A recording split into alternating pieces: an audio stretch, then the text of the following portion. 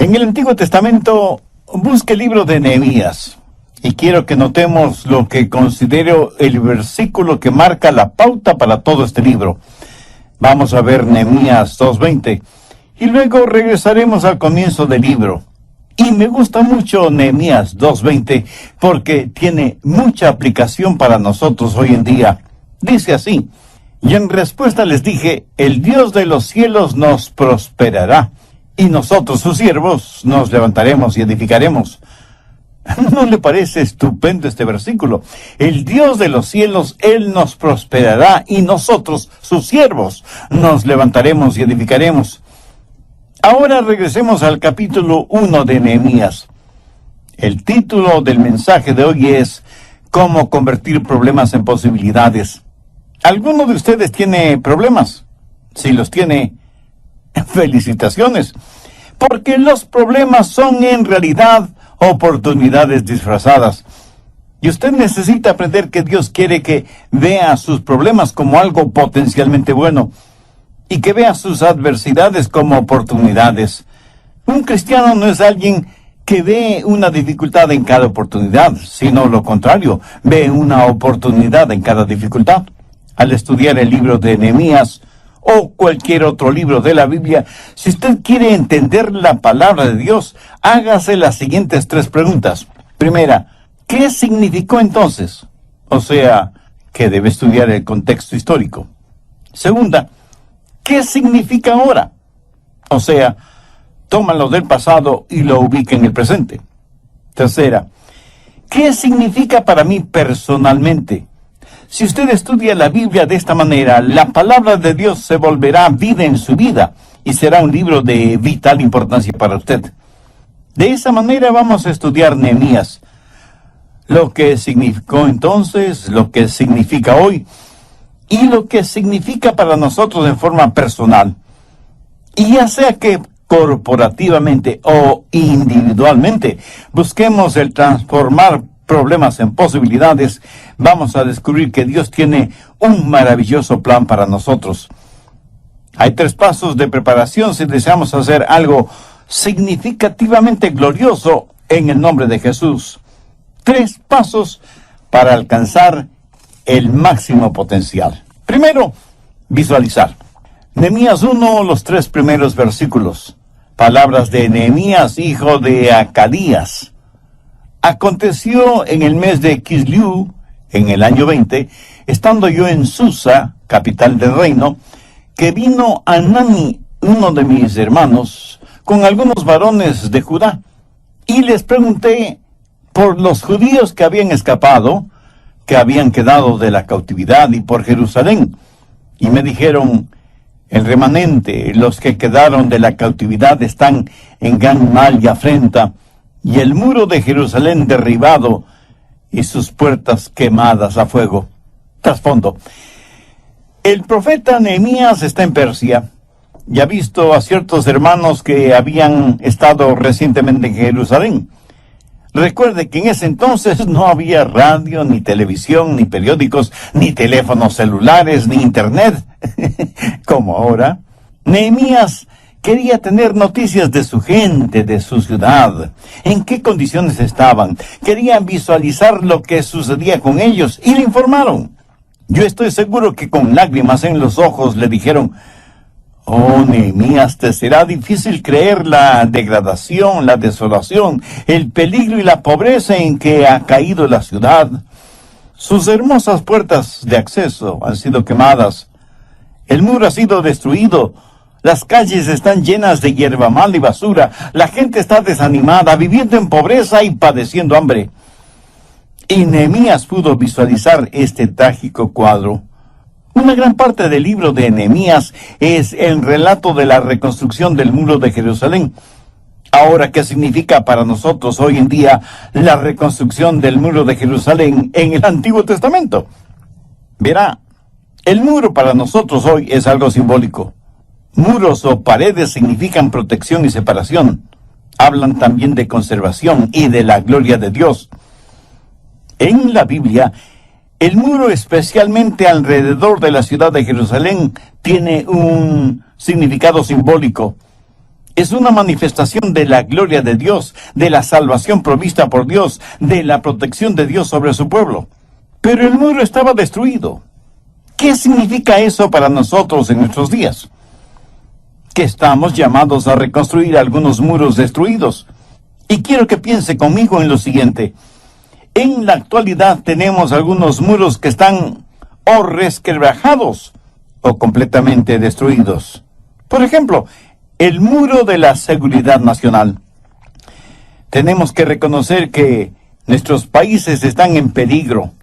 No crea que porque su país es pequeño y sin ninguna influencia internacional está libre de peligro. En general, estamos marchando desaprensivamente por el camino que conduce a Sodoma y Gomorra, y creo que la ira de Dios es inminente, a menos que como individuos y como nación nos arrepintamos y pidamos perdón a Dios. Estamos perdiendo imperceptiblemente en nuestras libertades día a día.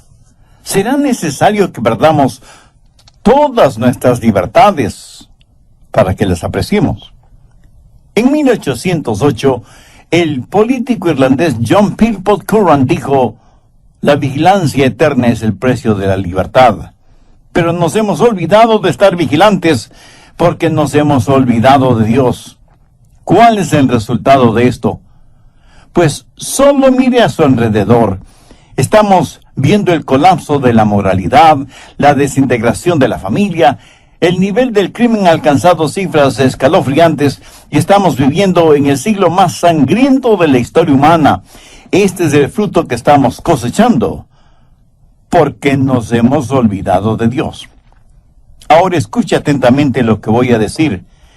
Aunque en la actualidad no se hable mucho del comunismo, eso no quiere decir que ha desaparecido. No, está agazapado en las sombras, porque tiene la firme convicción de que ellos conquistarán nuestro país sin disparar un solo tiro. Creen que caeremos en sus manos como fruta pasada de madura. Y quiero que sepa lo siguiente acerca del comunismo. Muchos jóvenes no aprenden en los colegios o universidades el peligro que representa el comunismo, porque contrario a la opinión popular, el comunismo no es primordialmente un partido político ni una teoría económica. Es una forma perversa de religión que tiene a Carlos Marx como su Mesías y como Biblia, el libro El Capital, que él escribió. Y es una religión con énfasis misionero. Sus misioneros van por todo el mundo predicando que Dios no existe. Y tienen que hacer esto porque si no lo hacen, su plataforma se vendría al suelo. El comunismo es una religión impía. Verá, una vez que se niega la existencia de Dios, entonces el ser humano ya no tiene ninguna importancia. El hombre no es más que materia en acción. No es alguien hecho a la imagen de Dios. Y como no es más que una máquina sofisticada, puede ser exterminada. Por eso no es extraño que este mismo momento en algunos países dominados por un comunismo extremista, miles de personas estén siendo asesinadas, porque el comunismo es indescriptiblemente inmoral en todos sus caminos. Y si es que el ser humano no es más que ser un animal, no debe extrañar a nadie que el comunismo trate a las personas como animales. Alguien dijo que el plan comunista para conquistar nuestros países es el siguiente: cercamiento externo y demoralización interna, más chantaje termonuclear para obtener una rendición progresiva. Y eso es exactamente lo que está pasando. Estamos rindiéndonos, renunciando a nuestras libertades morales y éticas día a día, paso a paso, camino hacia atrás, cumpliendo inocente o tontamente con la consigna comunista. Lo que muchos no comprenden es que el comunismo es una idea, una filosofía que no se puede eliminar con una bala. Lo único que puede vencer una idea es otra idea superior. Y esa idea superior no es el capitalismo, sino el cristianismo. La única cosa que podrá vencer a una impiedad militante será una piedad militante. Dicen que el promedio de existencia de una civilización es de 200 años y que las naciones comienzan a sucumbir y las murallas de defensa derrumbarse en 9 ciclos. Primero, de la esclavitud a la fe espiritual. Segundo, de la fe espiritual al coraje, la osadía. Tercero, del coraje a la libertad. Cuarto, de la libertad a la abundancia. Quinto, de la abundancia al egoísmo. Sexto, del egoísmo a la complacencia. Séptimo, de la complacencia a la apatía. Octavo, de la apatía a la dependencia. Y noveno, de la dependencia, de regreso a la esclavitud. Creo que en términos generales, nosotros nos encontramos entre los ciclos 7 y 9, y las paredes se derrumban, y necesitamos reconstruirlas para defender nuestra vida espiritual y nuestra nación. Armamento bélico tenemos más que suficiente, pero ya casi no tenemos armamento espiritual. Muchos países del mundo son áreas de desastre debido a inundaciones, huracanes, terremotos, deslizamientos. Eso en lo físico, lo material. En lo moral, hace 100 años, solo el 3% de los matrimonios terminaba en divorcio. En la actualidad, más del 60% de los matrimonios terminan en divorcio. ¿Se dan cuenta? En 100 años, el porcentaje de hogares destruidos ha ido del 3% al 60%. Las paredes morales casi han desaparecido. Tanto es así que hay un poderoso movimiento socioliberal que proclama que el divorcio es bueno y que en última instancia no son los padres los que deben encargarse de la educación y la formación moral y espiritual de los hijos, sino agencias y personas especializadas. Lo que están diciendo con esto es que quieren hacerse cargo de nuestros hijos, de nuestros nietos, para indoctrinarles y lavarles el cerebro para que estén listos a funcionar en la nueva sociedad que ya está siendo creada. Y tenemos que visualizar todo esto. No podemos ser como el avestruz enterrando nuestra cabeza en la arena, como si por eso la realidad dejara de ser realidad. Las paredes de la decencia se están destruyendo. Antes el material pornográfico solo se lo vendía en ciertos lugares de dudosa apariencia. Hoy encontramos material pornográfico en cualquier lugar de revistas, en librerías, en los aeropuertos y en la actualidad en la internet, por supuesto. Ya nada nos sorprende ni nos llama la atención. Y aquello que antes nos hacía sonrojar, viéndolo en los demás, hoy nos divierte. Lo que era malo hasta hace unos pocos años atrás, ahora es bueno y aceptable. Y pavimenta así el camino para las cosas peores que vendrán en el futuro desde el punto de vista moral y ético. Tal parece que ya hemos llegado al fondo del tacho de la basura moral y espiritual. Y sin embargo, la mayoría de personas hacen bromas y se burlan de los mandamientos de Dios, especialmente el que dice que no debemos cometer adulterio. En nuestros días hemos aceptado la pornografía como una cosa natural, y eso asusta. Y la gente dice, pues no hace ninguna diferencia, la pornografía no afecta a nuestros hijos ni a nuestro matrimonio. Con todo respeto, pero tengo que decirlo. Es una estupidez el decir que la pornografía no afecta a nuestra mente. Proverbios 6, los versos 27 y 28 dicen, ¿tomará el hombre fuego en sus senos sin que sus vestidos ardan? ¿Andará el hombre sobre brasas sin que sus pies se quemen? Escúcheme, ¿puede una persona comer solo basura sin que su salud sea afectada? Dicen que lo que nosotros o nuestros hijos miran en el cine o en la televisión no nos afecta en nada. Si eso es cierto, ¿por qué la industria y el comercio invierten millones de dólares en propaganda si las personas que miran y escuchan esas propagandas no van a ser afectadas o influenciadas de ninguna manera?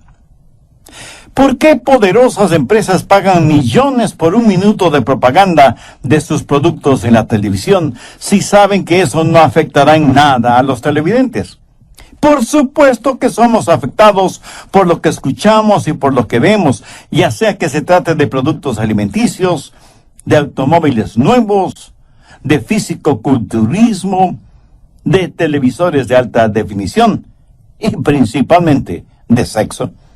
De hecho, lo que vemos nos está molestando porque aquello que estimula nuestra mente determina lo que somos. No en vano las murallas de la decencia moral están prácticamente en escombros. ¿Se ha percatado lo que está sucediendo en el sistema educativo? Hemos permitido que se prohíba la oración en las escuelas, o sea, hemos sacado a Dios de los centros educativos. Con Dios y sus palabras fuera de las aulas, se abrieron las puertas para el evolucionismo, el homosexualismo, el libertinaje sexual, el aborto, las enfermedades venéreas, la violencia, las drogas. Para poder poner en vigencia todas estas cosas, era necesario sacar a Dios y prohibir su palabra.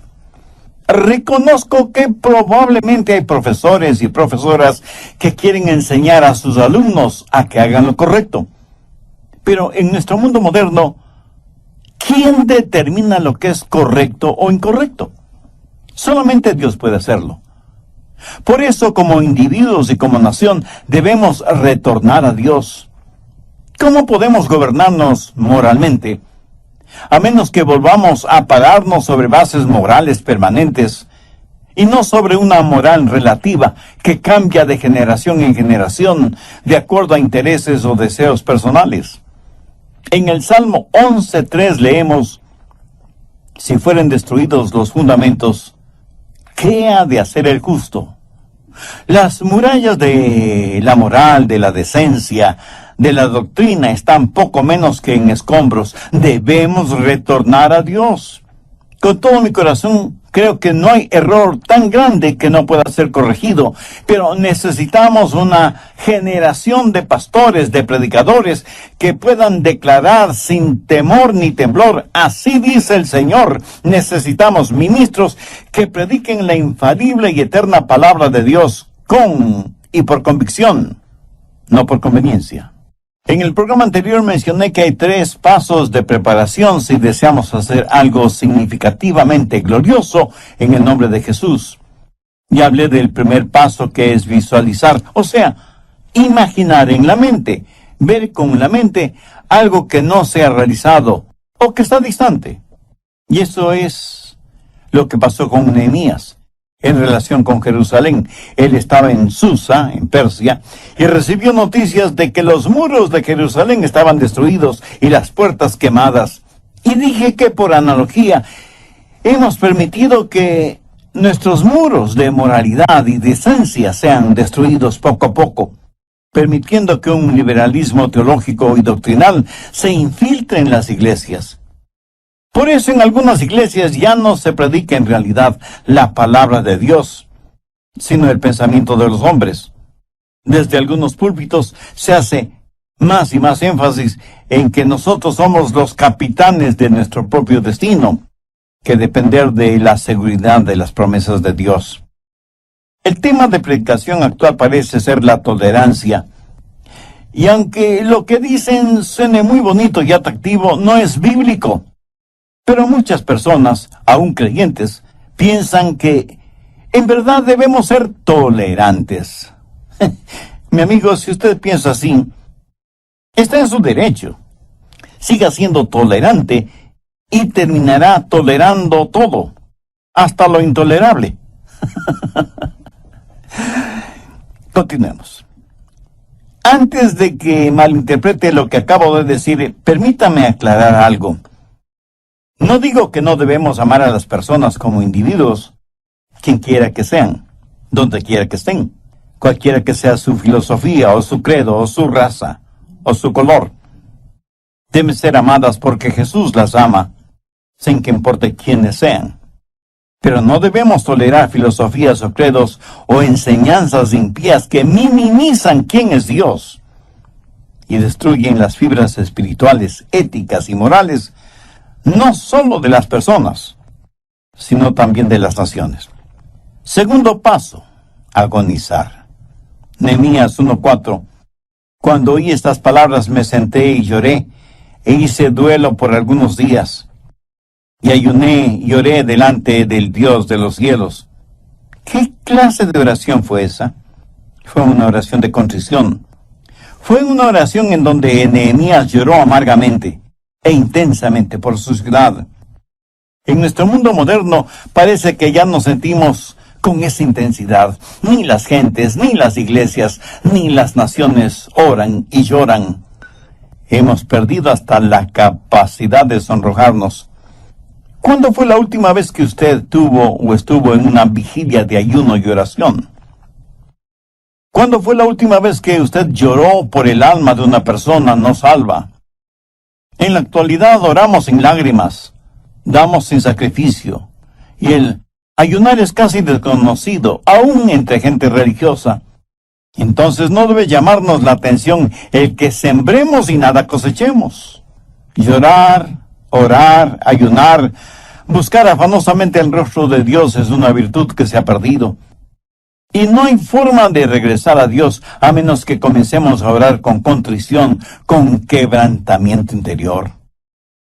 Pero la oración de Nehemías no solo fue de contrición, sino también de confesión. Mire lo que dice en el verso 6. Esté ahora atento tu oído y abierto tus ojos para oír la oración de tu siervo, que hago ahora delante de ti día y noche, por los hijos de Israel, tus siervos, y confieso los pecados de los hijos de Israel que hemos cometido contra ti. Sí, yo y la casa de mi padre hemos pecado. Esta confesión en oración fue nacional y personal. Nehemías dijo: Israel ha pecado y yo he pecado. Amigos que me escuchan, debemos orar por nuestras ciudades, nuestros países. Debemos arrepentirnos en forma nacional. Pero esto no nos será posible, a menos que primero nos arrepintamos en forma personal. Veamos los versos del 8 al 10. Acuérdate ahora de la palabra que diste a Moisés tu siervo, diciendo: si vosotros pecareis, yo os dispersaré por los pueblos, pero si os volviereis a mí, y guardareis mis mandamientos, y los pusiereis por obra, aunque vuestra dispersión fuere hasta el extremo de los cielos, de allí os recogeré, y os traeré al lugar que escogí para hacer habitar allí mi nombre. Ellos pues son tus siervos y tu pueblo, los cuales redimiste con tu gran poder y con tu mano poderosa. Mi amigo, la oración no es para cambiar los designios de Dios, sino más bien pidiendo ayuda para cumplir su voluntad. Encuentre una promesa de la palabra de Dios que signifique algo que Dios quiere que usted haga y póngase a hacerla, póngase en acción. La oración de Nehemías fue una oración de contrición, de confesión, de confianza y de entrega. Veamos el verso 11. Te ruego, oh Jehová, esté ahora atento tu oído a la oración de tu siervo y a la oración de tus siervos, quienes desean reverenciar tu nombre. Concede ahora buen éxito a tu siervo, y dale gracia delante de aquel varón, porque yo servía de copero al rey. Nehemías tenía un trabajo muy importante. Era copero de este rey. Rey rico, importante, y se daba el lujo de tener un copero que todos los días venía trayendo para el rey vino y deliciosos bocaditos. Ser copero del rey era un trabajo muy importante y muy bien remunerado, porque tenía que estar con el rey siempre, aun en los momentos más personales, a menos que el rey manifestara lo contrario. Por lo tanto, Nehemías estaba ajeno a la pobreza, a la degradación y a la destrucción detrás de las murallas de Jerusalén. Estaba cómodo y tranquilo en el palacio, desempeñando fiel y honestamente su trabajo. Pero Dios tenía planes especiales para él. Cuando Nehemías tuvo noticias de lo que sucedía en Jerusalén, se dijo: por la gracia de Dios voy a involucrarme en esa obra. Dios, sé que me estás llamando y sé que prosperarás la obra que me has confiado. No me importa abandonar la comodidad, riqueza, e influencia que tengo aquí en el palacio. Quiero entregarme por completo a tu voluntad. Tercer paso, organizar. La gente a veces se vuelve tan espiritual que fracasa en hacer cosas prácticas.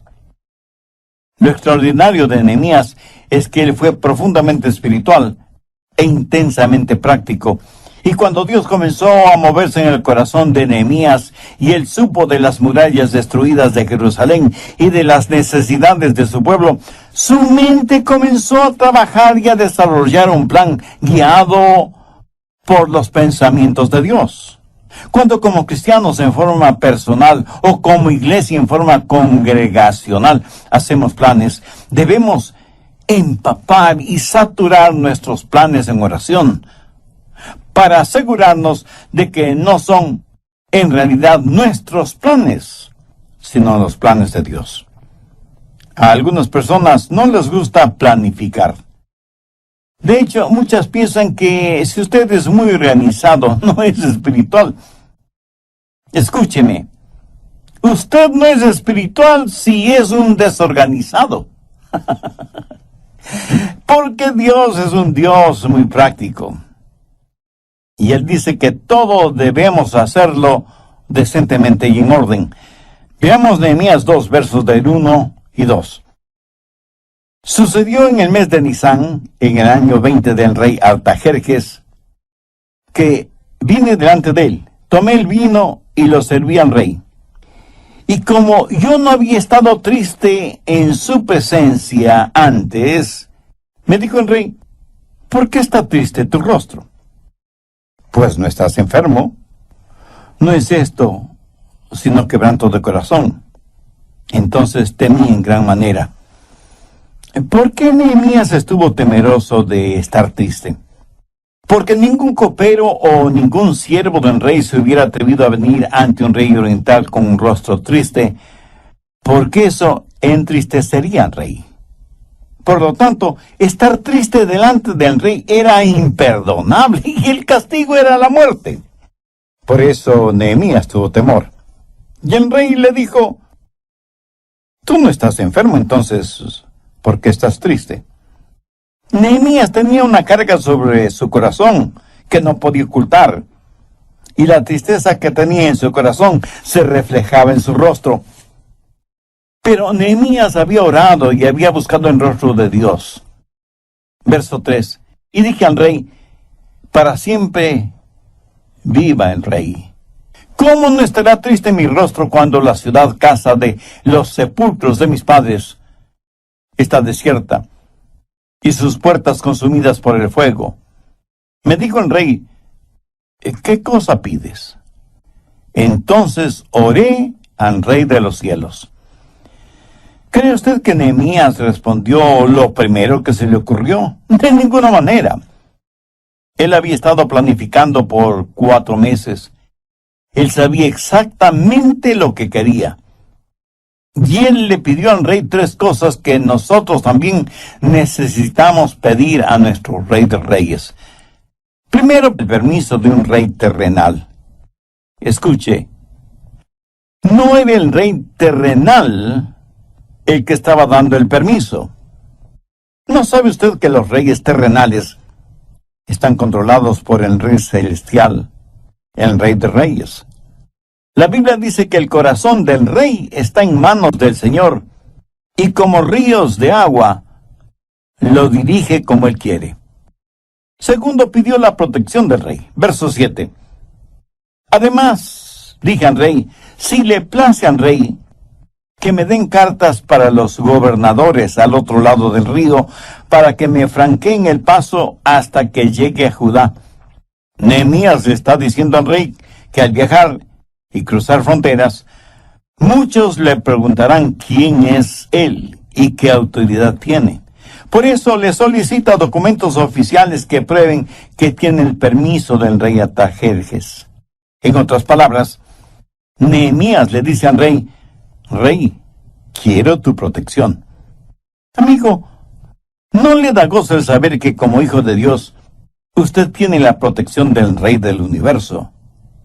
¿No le fascina y emociona el saber que todas sus promesas están en la Biblia?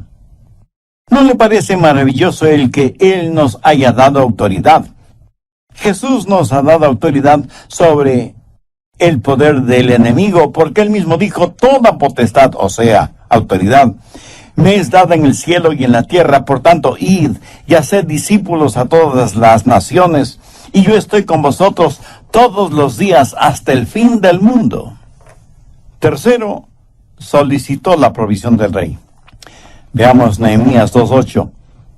Y carta para Asaf, guarda del bosque del rey, para que me dé madera para enmaderar las puertas del palacio de la casa, y para el muro de la ciudad, y la casa en que yo estaré.